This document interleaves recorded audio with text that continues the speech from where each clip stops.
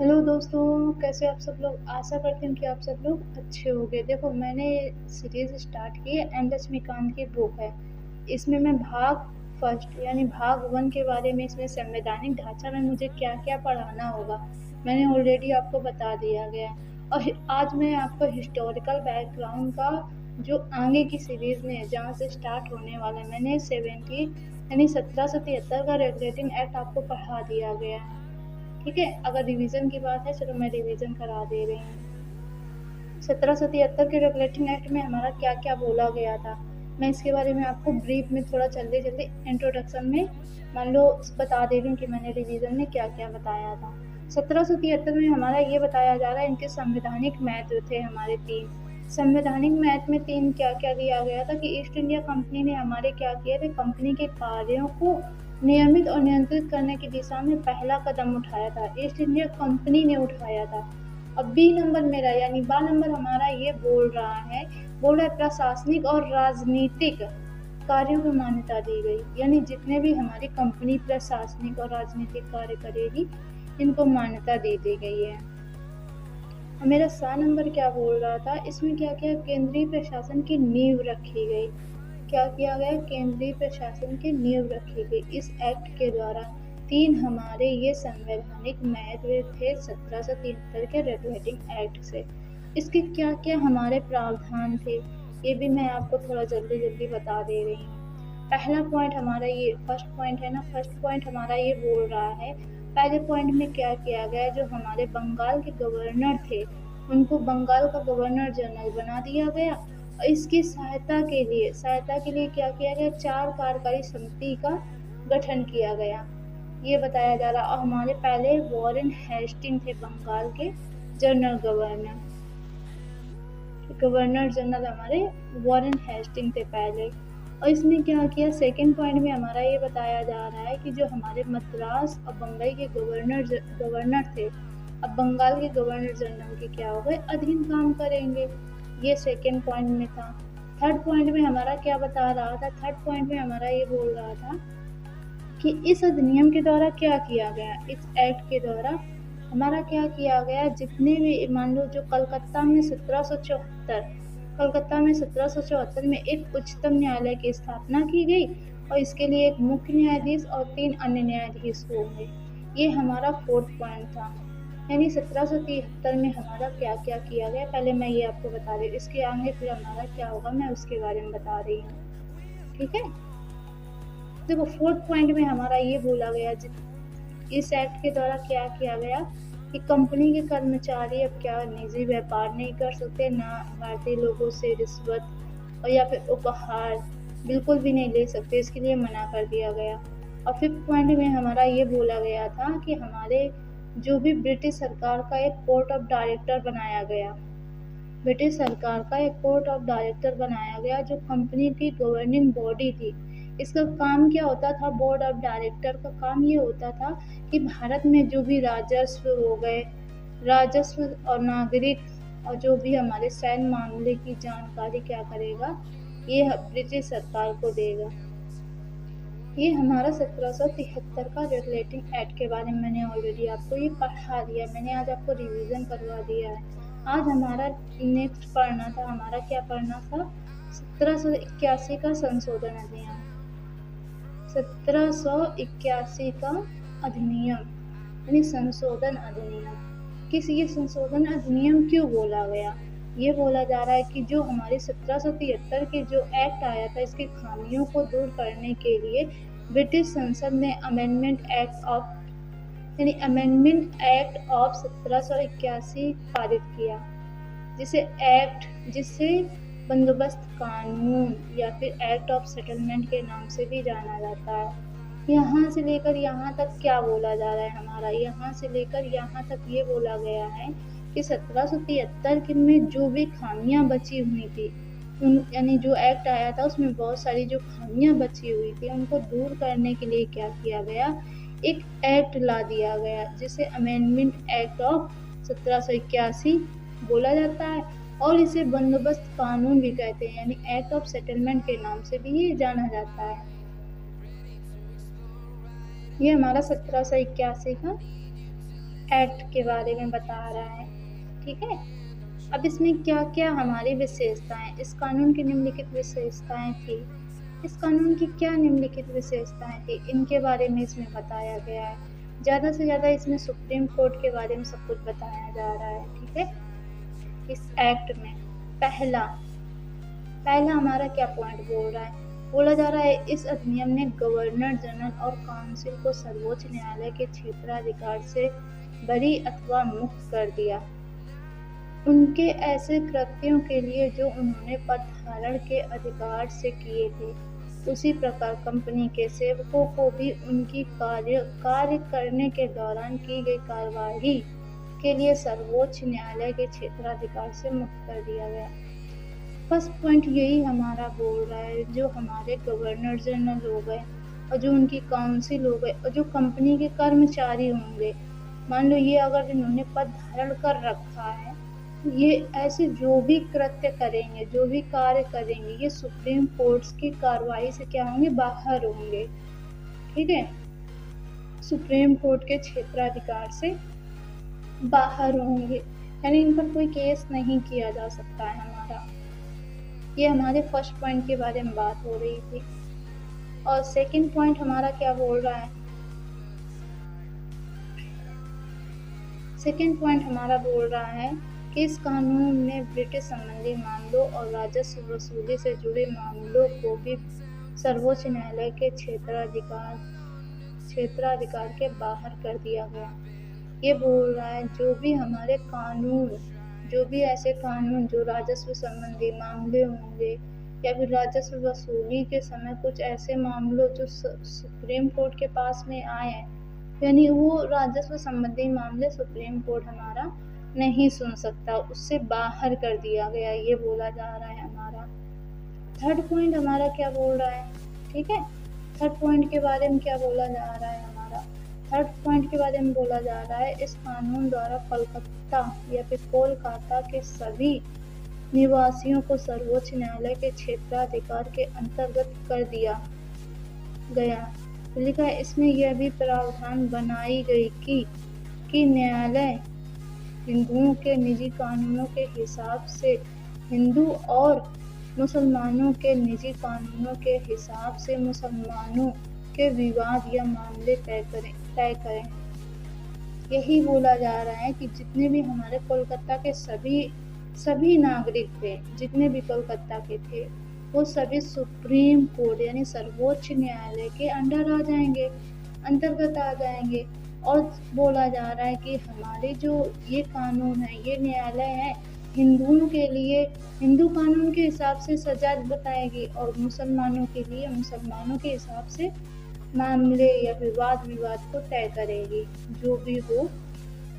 ये हमारा third point के बारे में बता रहा था।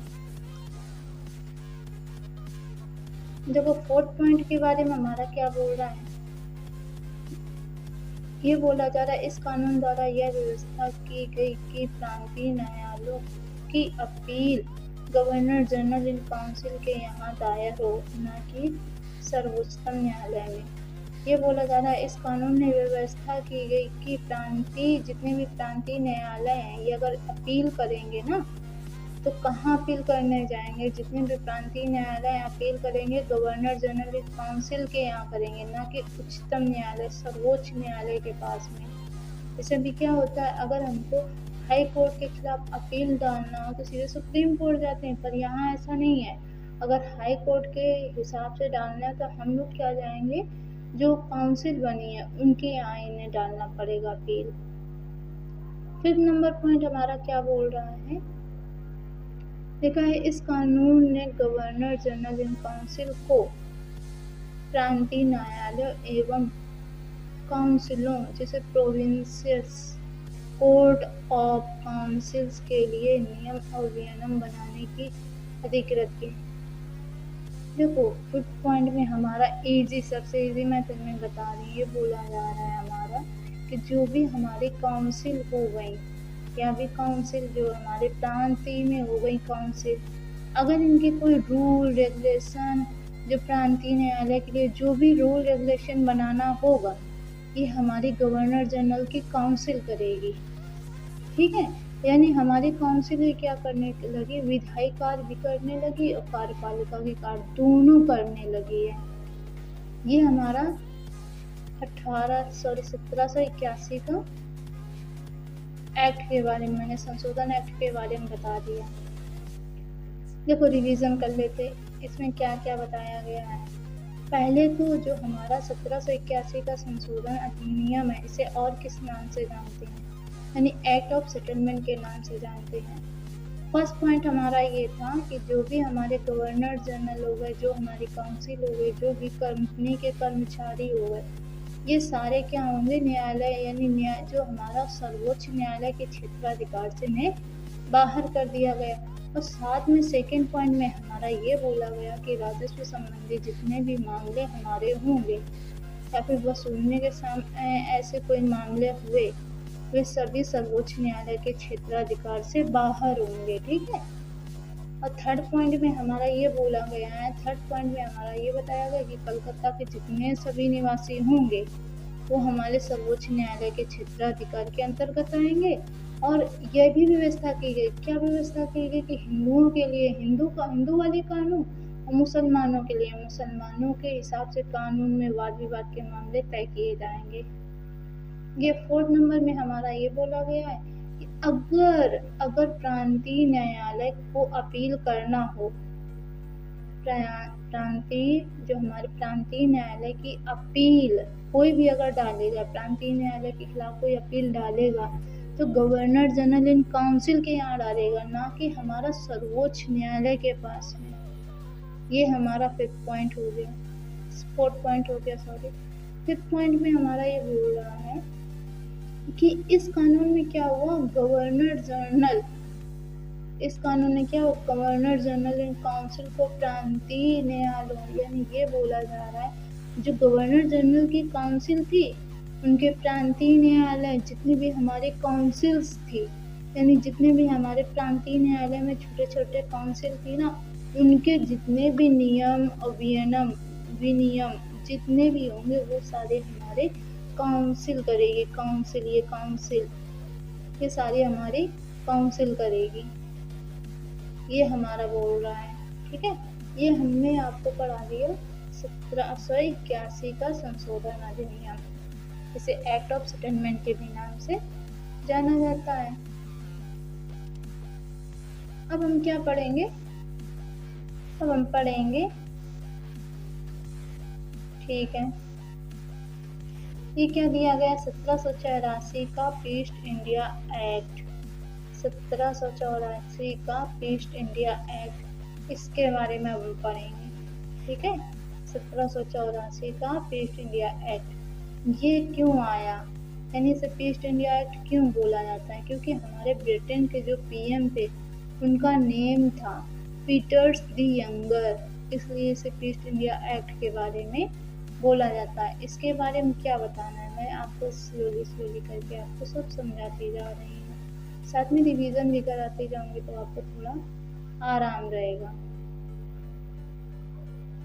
देखो क्या बोल रहा है इसमें, हमारा बोला जा रहा है रेगुलेटिंग एक्ट 1773 के खामियों को दूर करने के लिए ब्रिटिश संसद ने एक नए संशोधन अधिनियम 1781 में पारित किया, जिसे एक्ट ऑफ सेटलमेंट के नाम से भी जाना जाता है। ठीक है। ये तो मैंने पहले ही आपको 1781 के बारे में मैंने आपको ऑलरेडी सब कुछ बता दिया है। ठीक है। अब ये बोला जाए, इसके बाद एक अन्य महत्वपूर्ण अधिनियम ईस्ट इंडिया एक्ट 1784 में अस्तित्व में आया। एक और महत्वपूर्ण अधिनियम आया 1784 में, जिसे ईस्ट इंडिया एक्ट के नाम से जाना जाता है। इसके क्या क्या हमारे प्रावधान है, पहले तो मैं स्टोरी बता दे रही हूँ, फिर आपको रीड करके बता दूंगी। ठीक है। इसमें पहला पॉइंट में हमारा ये बताया जाएगा, पहले पॉइंट में हमारे जितने भी राजनीतिक और वाणिज्यिक कार्य थे उनको दोनों को अलग कर दिया गया। जो राजनीतिक कार्य थे इनके लिए हमारा क्या किया गया, एक निकाय का गठन कर दिया गया था। और व्यापारिक कार्य जो हमारा पहले कोर्ट ऑफ डायरेक्टर्स बनाए गए थे ना 1773 के एक्ट से, उसी के हिसाब से चलाएगा हमारे व्यापारिक कार्यों को। राजनीतिक कार्यों के लिए एक नियंत्रण बोर्ड, जिसे बोर्ड ऑफ कंट्रोल बोला जाता है, उसको ला दिया गया। और तीसरे पॉइंट में हमारा बस ये बोला गया है कि जो हमारा नियंत्रण बोर्ड है उसकी शक्ति क्या है, यानी पावर क्या होगी। जो राजनीतिक मामलों को देखेगी उसके पावर क्या होंगे हमारे, यानी उनका पावर ये था कि ब्रिटिश नियंत्रण भारत में जितने सभी नागरिक, सैन्य, सरकार और राजस्व गतिविधियों को सभी क्या करेगी, ब्रिटिश सरकार को ये नियंत्रण और अधिच्छेद करने की इसके पास शक्ति दी गई। यानी ये भारत के लोगों को नियंत्रण कर सकती थी, सैन्य मामलों को नियंत्रण कर सकती थी और राजस्व गतिविधियां जितनी भी थी उनको भी नियंत्रण कर सकती थी।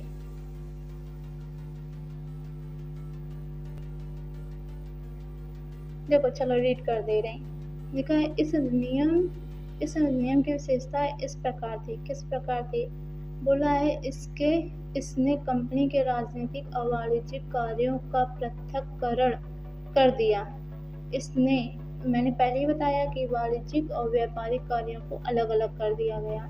सेकंड पॉइंट, इसमें निदेशक मंडल को कंपनी के व्यापारिक मामलों के अधीक्षण की अनुमति तो दे दी, लेकिन राजनीतिक मामलों के प्रबंधन के लिए नियंत्रण बोर्ड, जिसे बोर्ड ऑफ कंट्रोल के नाम से एक निकाय का गठन किया गया। इसे द्वैत शासन की व्यवस्था का आरंभ किया गया।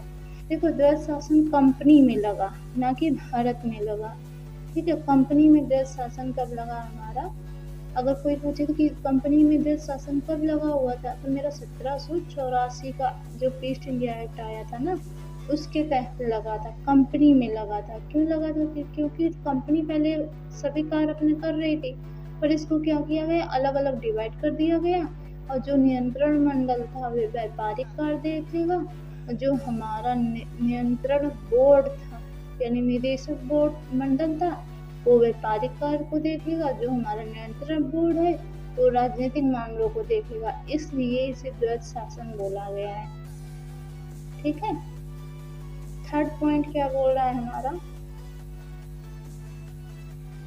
थर्ड पॉइंट हमारा बोल रहा है कि नियंत्रण बोर्ड को यह शक्ति थी कि वह ब्रिटिश नियंत्रण भारत के सभी नागरिकों, सैन्य, सरकार और राजस्व गतिविधियों को अधीक्षण और नियंत्रित करे।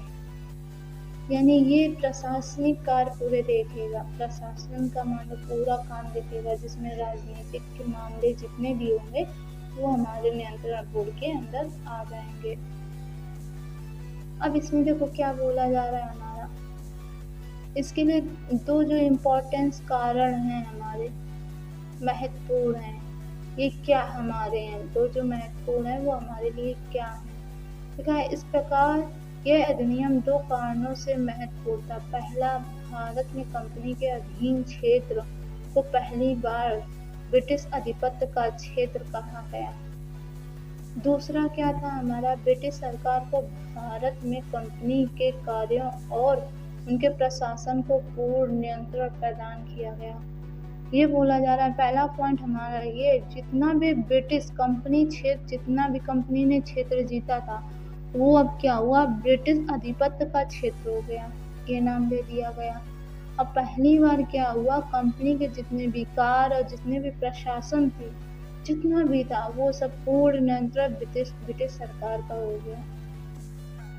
ये हमारा हो गया 1784 का एक्ट। आप एक बार सोचो, मैं थोड़ा रुक जा रही हूँ, क्या आपको इतना समझ में आया जो मैंने आपको पढ़ाया? 1781 का पहले तो 1773 का रेगुलेटिंग एक्ट मैंने क्या आपको रिवीजन कराया, फिर 1781 का संशोधन अधिनियम के बारे में बताया, फिर आपको 1784 का ईस्ट इंडिया एक्ट के बारे में आपको एक एक लाइन अच्छे से समझाई है। ठीक है, अब हम क्या पढ़ेंगे, 1786 का अधिनियम। ये 1786 का अधिनियम क्यों आया? ये 1786 का अधिनियम इसलिए है कि जो लॉर्ड कॉर्नवालिस थे, इन्हें बंगाल का गवर्नर जनरल बनाया जा रहा था, तो लॉर्ड कॉर्नवालिस ने बोला कि मुझे और थोड़ी शक्तियाँ चाहिए। इन्होंने दो शर्तें रखी। कौन कौन सी दो शर्तें रखी? पहले तो ये बोला जा रहा है, ये मैं पढ़ दे रही, बोला जा रहा है 1786 में लॉर्ड कॉर्नवालिस को बंगाल का गवर्नर जनरल नियुक्त किया गया। उसने यह पद स्वीकार करने के लिए 2 शर्तों की मांग रखी।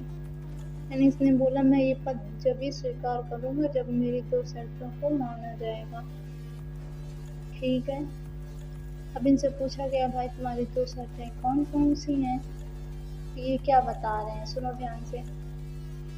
बोल रहे हैं उसे, किसे, लॉर्ड कॉर्नवालिस, उसे विशेष मामलों में अपनी काउंसिल के निर्णयों को अधिभावी करने अथवा न मानने का अधिकार हो। पहले पॉइंट में हमारा ये बोला गया है कि उसे ये विशेष मामलों, कुछ ऐसे विशेष मामले होंगे जिसमें वो काउंसिल की बातों को नहीं मानेगा, उनके निर्णयों को अधिभावी यानी इतना भाव नहीं देगा और ना ही उन्हें इतना मानेगा, ना मानने का अधिकार उसको दिया गया। पहली इनकी शर्त थी। दूसरी शर्त उनकी क्या थी हमारी, ठीक है।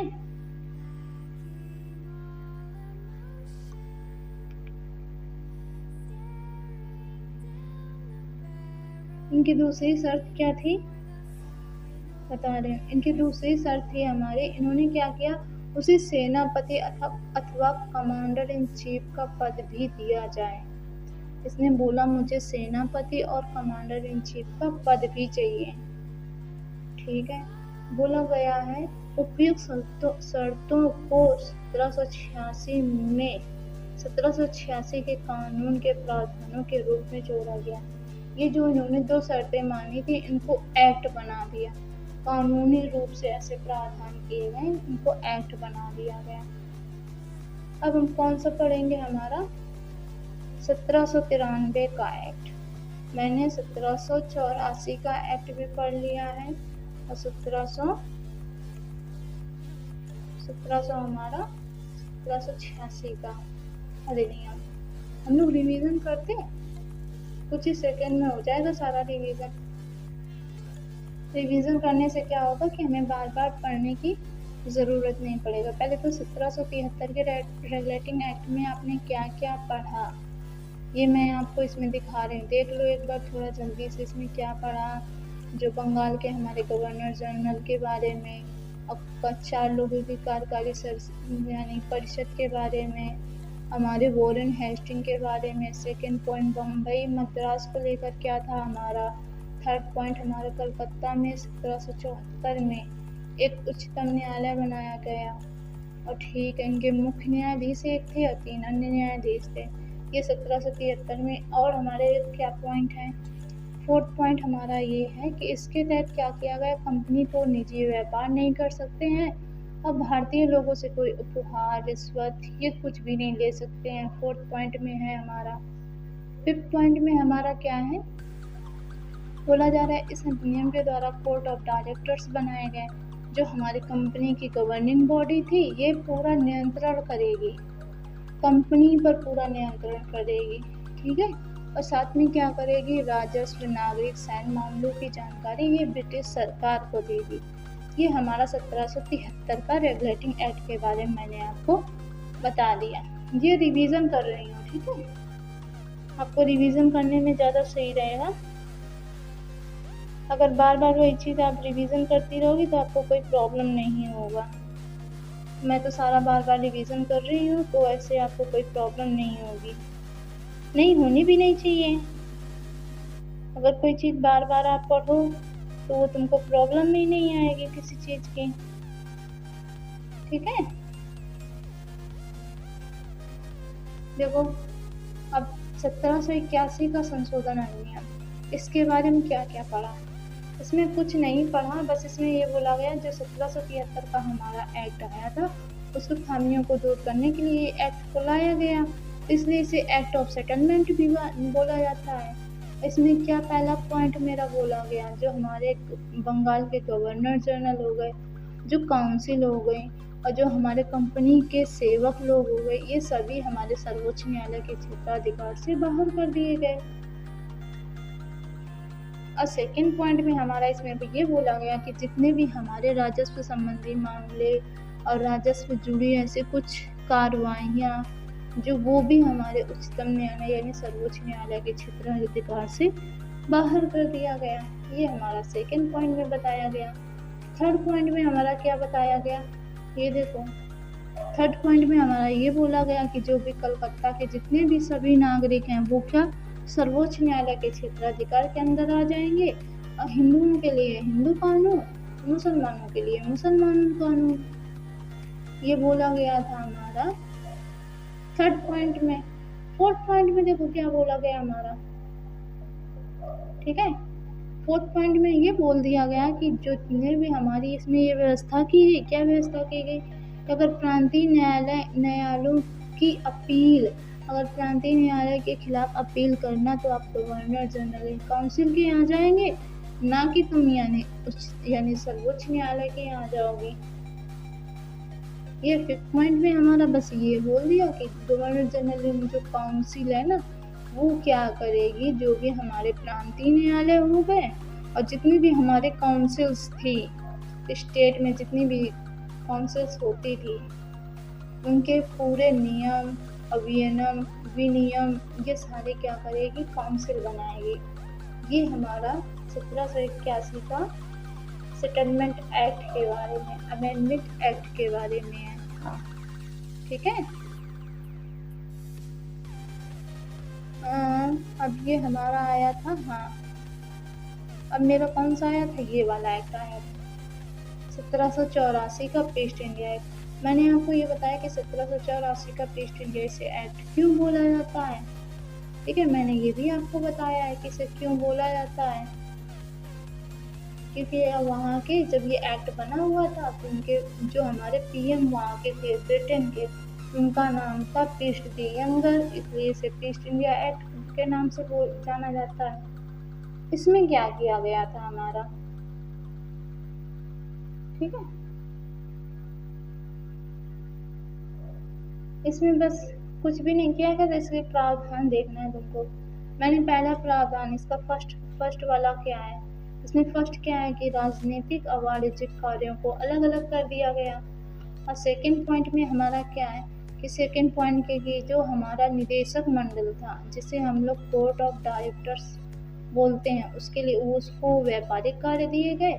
और जो भी नियंत्रण बोर्ड था हमारा, बोर्ड ऑफ कंट्रोल था, उसको राजनीतिक कार्य दिए गए। यहाँ से कंपनी का जज शासन स्टार्ट हो गया, ये सेकंड पॉइंट में है। और थर्ड पॉइंट में हमारा क्या दिया जा रहा है, थर्ड पॉइंट में हमारा ये बोला गया है कि जो नियंत्रण बोर्ड की क्या शक्तियाँ थी, जो भी हमारे सभी नागरिक हो गए, सैन्य सरकार हो गए और राजस्व गतिविधियाँ जितनी भी थी, अभी कंपनी को ये शक्ति थी कि वो क्या करे, अधीक्षण करे और उसको नियंत्रण करे, यानी उसका प्रशासन पूरा इसके नियंत्रण बोर्ड के अंडर आ गया।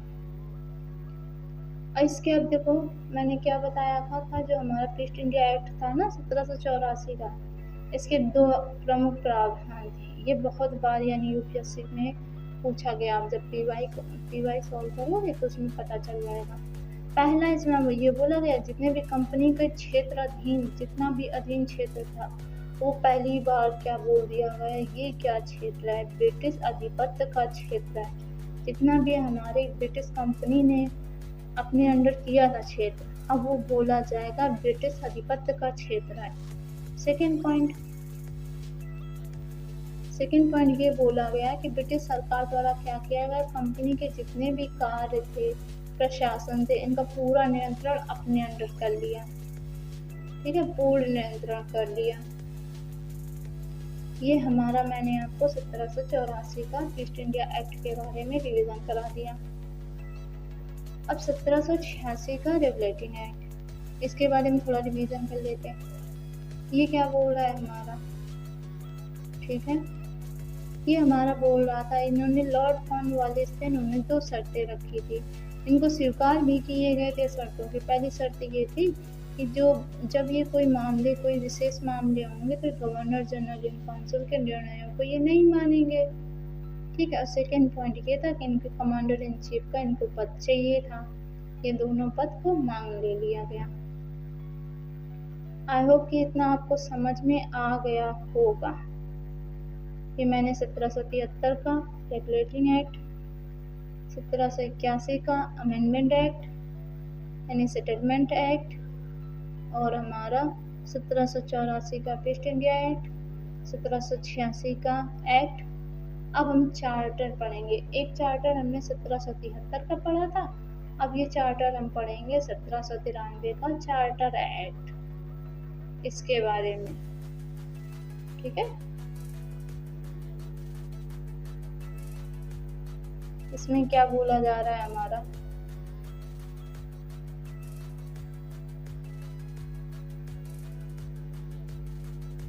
देखो इस कानून की विशेषताएं थी, क्या क्या विशेषताएं थी। 1786 का एक्ट याद करके रखना, इसमें काम आएगा। 1773 का चार्टर एक्ट लिखा है,